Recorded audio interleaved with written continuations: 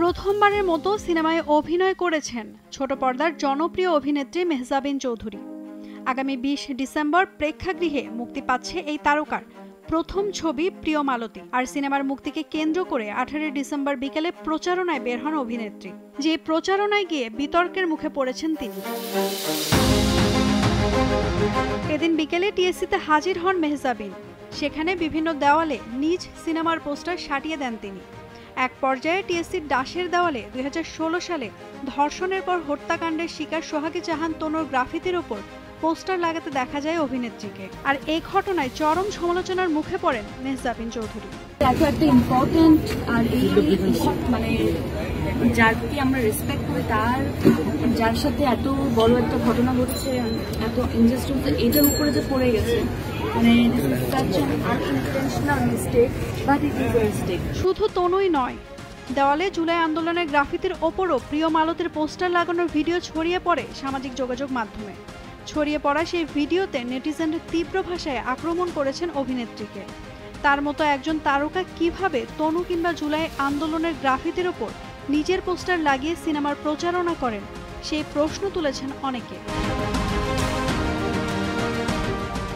ঘটনার পরপরই বৈষম্য বিরোধী ছাত্র আন্দোলনের অন্যতম সমন্বয়ক রিফাত রশিদ এক ফেসবুক স্ট্যাটাসে মেহজাবিনকে দেশবাসীর কাছে ক্ষমা চাইতে বলেন।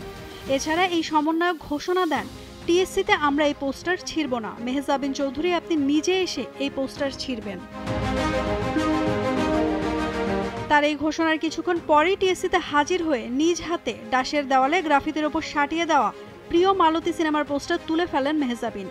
এরপর ফেসবুকে একটি স্ট্যাটাস দিয়ে পুরো ঘটনার ব্যাখ্যা করেন তিনি। পাশাপাশি ভক্তদের কাছে দুঃখ প্রকাশও করেছেন অভিনেত্রী। পোস্টে মেহজাবিন বলেন, প্রিয় মালতী চলচ্চিত্রের প্রচারণার জন্য একটি টিম ১৮ ডিসেম্বর টিএসসিতে গিয়েছিলাম। অনেক দর্শক আমাদের সঙ্গে যোগ দেন চলচ্চিত্রের প্রচারণায়। প্রচণ্ড ভিড় ও অনিবার্জিত কারণবশত পোস্টারিংয়ের ক্যাম্পেইনটি দ্রুত শেষ করতে হয়। তনুর গ্রাফিতির ওপর পোস্টার লাগানোর ঘটনাটি অনাকাঙ্ক্ষিত ও ভুলবশত দাবি করে মেহজাবিন বলেন, অব্যবস্থাপনায় একটি পোস্টার মরহুমা সোহাগী জাহান তনুর গ্রাফিতির ওপর লাগানো হয়ে যায়। আমরা সবাই জানি তনুর মর্মান্তিক ঘটনা এবং তার হত্যার ন্যায় বিচারের জন্য লড়াই এখনো চলমান। পোস্টারিং সংক্রান্ত যা হয়েছে সেটা সম্পূর্ণ অনিচ্ছাকৃত ভুল ছিল। আমরা তৎক্ষণাৎ সেই পোস্টারগুলো সরিয়ে ফেলেছি এবং দাঁড়িয়ে ১ মিনিট নীরবতা পালন করেছি।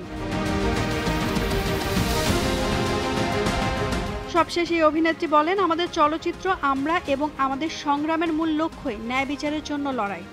এটি আমাদের হৃদয় থেকে আসে।